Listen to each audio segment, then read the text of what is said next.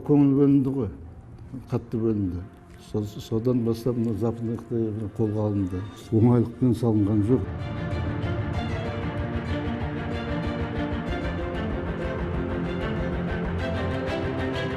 Ауылдарға жаңа көпір салынып, развилка салынып, оның өзі қаншама қаржы ғой. Қызылордадан Түркістан Шымкенттің границасына дейін бұл бірінші категория болып неғылды. Сосын екінші категория болыпты. Сосын біз хотя бы Төретам, мен всесоюзный космосша деп созғымыз келді Төретамға дейін. 4 жолақ деп жатсам, бірінші категория дейді. Интенсивность движение дейді, жолдың қозғалысы. Біздің жолдан қанша машина өтеді суткасына.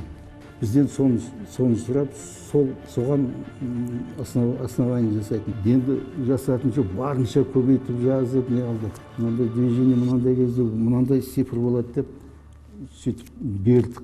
Сол расчетқа қарап, категорияны шығарды. Енді қағаз барып, Общем министерствоның алдына дейін бар, ары қарай шамалы шықпай қалды.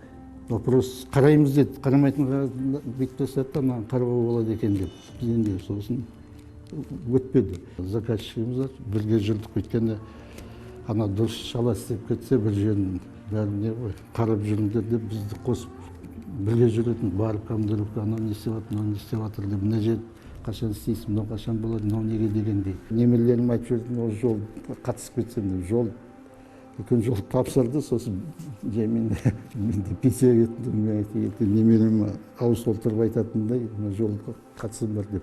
Қай сала болса да адам еңбек етіп, бір жерде қызмет жасаса, өсетті, өнетті, мен ойлаймын, ана жерден бола қоймады, мынандай болды деп. Осы бір салада еңбек етсең, еңбегің жемісі.